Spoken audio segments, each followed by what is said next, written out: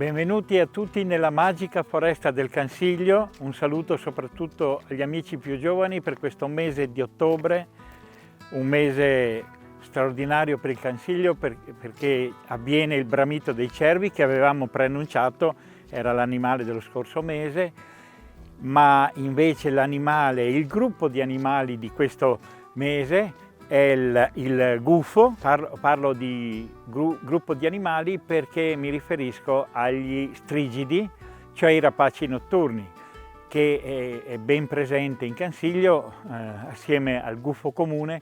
C'è il rarissimo allocco degli Urali, l'allocco comune, la civetta nana, la civetta cappogrosso e la civetta comune e il barbagianni. Ecco, sono degli uccelli molto particolari, come abbiamo detto, rapaci notturni, e hanno un corpo adattato a questa loro vita così particolare.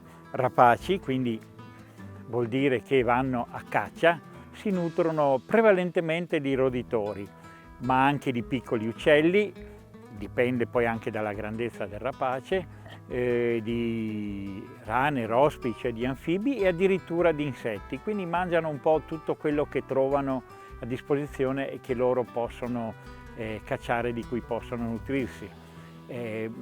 Ho detto che dipende dalle dimensioni, perché dalla piccola civetta alta 20 cm o poco più possiamo arrivare al gufo reale, che è un animale imponente soprattutto rispetto agli altri, perché può arrivare a 60-80 cm di altezza, superare il 1,5 metri di apertura alare e arrivare a superare abbondantemente i 3 kg di peso.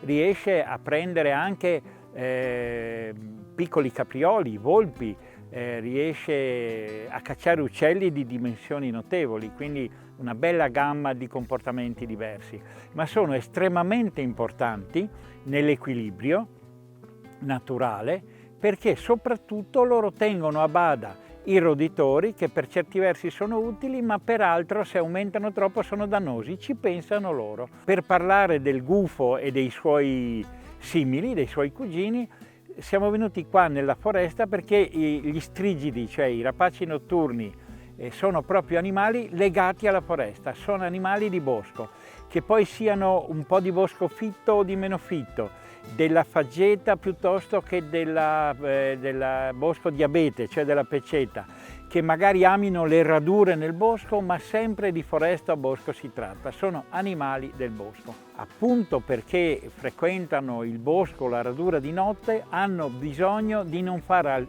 assolutamente nessun rumore per potersi avvicinare alle prede il più possibile e quindi sorprenderle. Hanno una vista straordinaria con pochissima luce. Un rapace diurno ci vede bene da lontano, a chilometri. Un rapace notturno non ha questa vista alla distanza, ma la mancanza di luce. Quindi con pochissima luce, quasi assente, il rapace notturno riesce a muoversi nell'ambiente, tra gli alberi, nel bosco, e avvicinarsi alla preda. Poi il suo corpo ha un aspetto morbido, ha il corpo ricoperto di piume, quelle delle ali sono penne, invece ha il corpo ricoperto di piume morbidissime che hanno la funzione di rendere il movimento assolutamente senza rumore, attutiscono ogni rumore. Quindi il rapace notturno riesce a sorprendere la sua preda avvicinandosi moltissimo senza che la preda riesca a sentirlo. Come vi dicevo, svolgono questa importantissima funzione. Tutto in natura è equilibrato. Questa è la lezione.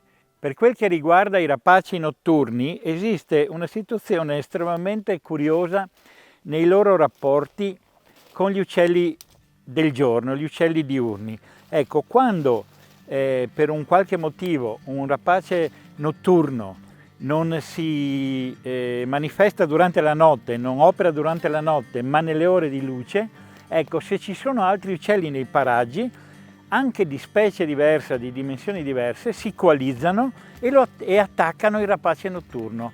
Esiste quasi una specie sembrerebbe di desiderio di vendetta, quasi di odio, forse perché il rapace notturno riesce a sorprendere gli uccelli diurni durante il sonno, li prendono di sorpresa. quindi gli fanno veramente paura. Quindi se ne trovano uno da solo, lo attaccano e tentano di ferirlo.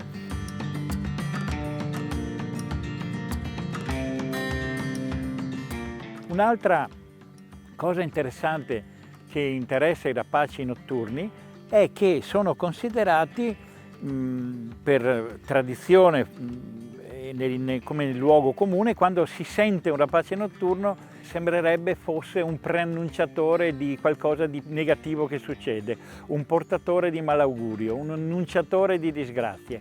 È una superstizione, ma è probabilmente una degenerazione di qualche cosa invece di esistente, cioè del rapporto che c'era un tempo e che è durato fino a non molti anni fa, penso alla vecchia cultura contadina, montanara, del rapporto tra uomini ed animali selvatici. Ecco, c'era un rapporto, noi l'abbiamo perso, per noi gli animali sono estranei, sono qualcosa che non appartengono alla nostra vita e con cui non riusciamo a comunicare. Bene, i nostri antenati o le persone più anziane invece ritengono, molti, anch'io lo penso, che gli animali possano comunicare con noi e che quindi quando vediamo un animale ci viene incontro e sentiamo il verso, ci sta dicendo qualcosa, ci sta avvisando di qualcosa. È una cosa misteriosa, è un fenomeno misterioso, ma io penso che avvenga. Anch'io ho imparato a riconoscere gli animali che mi avvisano.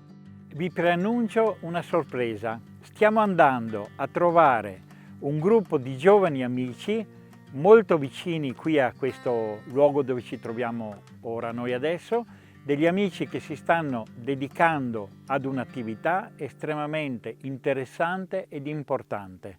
Andiamo.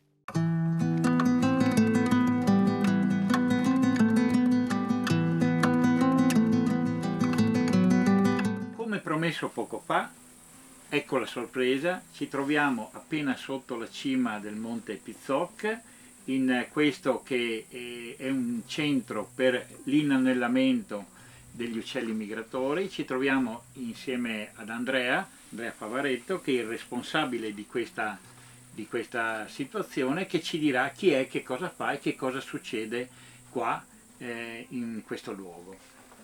Ciao Toio, ciao a tutti, io sono appunto un inanellatore che si è formato all'ISPRA. L'ISPRA è l'Istituto Superiore per la Ricerca Ambientale che fornisce le autorizzazioni a inanellare ed è l'ente che soprassiede a questo tipo di studi, che sono inseriti in una rete di altre stazioni di inanellamento come questa e che prendono il nome di Progetto Alpi. Quindi uno dei progetti dell'ISPRA sull'inanellamento è questo Progetto Alpi, coordinato anche dal Museo di Trento, cioè dal MUSE, che si occupa di studiare la migrazione autunnale degli uccelli. Gli uccelli sono riprodotti nel nord dell'Europa, devono attraversarla per andare nei quartieri di svernamento, si trovano una barriera ecologica che è rappresentata dalle Alpi, la devono in qualche modo attraversare e qui siamo nella zona, diciamo, meridionale delle Alpi e orientale, per cui studiamo il passo, diciamo, più orientale di questi uccelli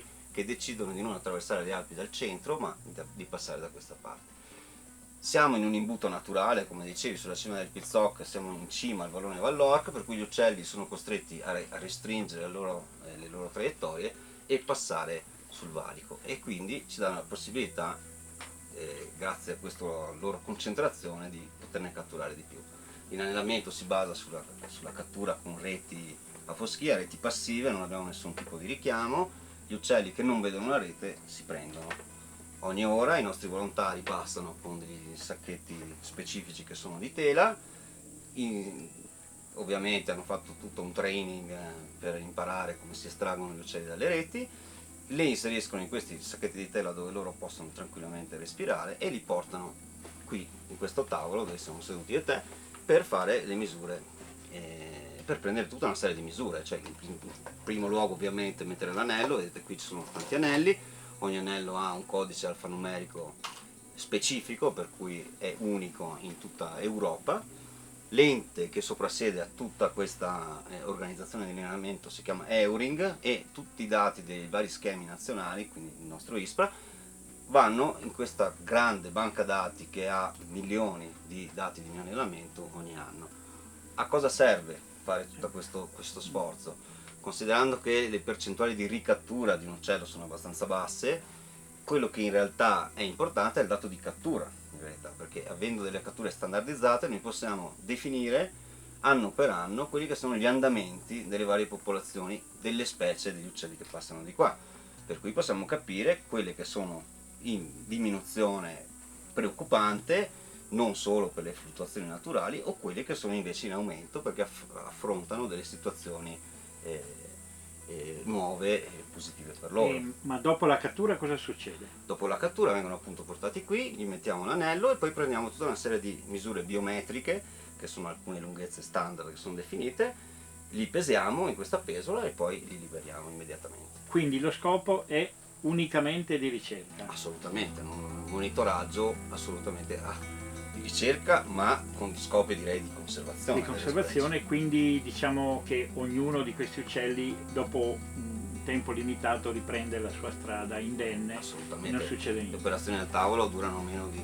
30 secondi normalmente. E tutte queste operazioni vengono fatte da voi e sono voi che siete dei volontari. Di fatto sì, ogni inanellatore è un volontario dell'ISPRA e ogni inanellatore organizza a sua volta un gruppo di volontari che vengono qui per fare esperienza, per diventare anche loro inanellatori o per semplicemente fare un lavoro a contatto con la fauna selvatica, perché non ce ne sono molti.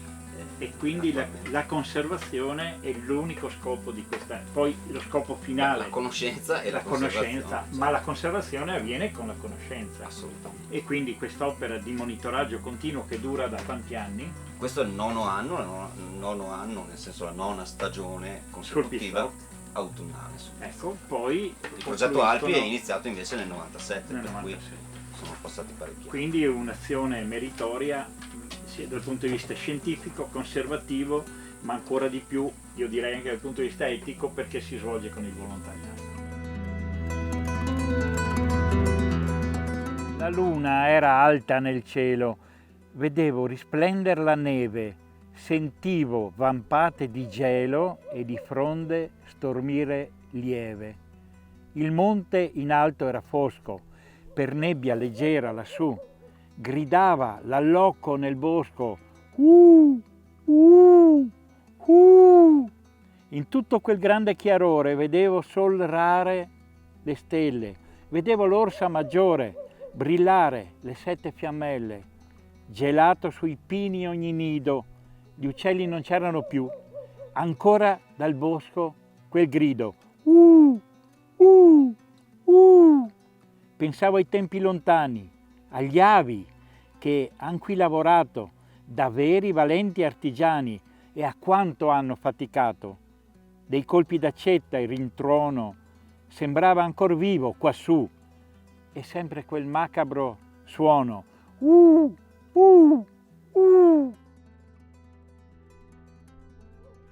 Ecco il tramonto ormai vicino e da questo momento, da questa separazione tra le due parti del giorno e della notte, vi saluto dalla magica foresta del Cansiglio e vi do appuntamento per il prossimo mese di novembre e per il prossimo animale.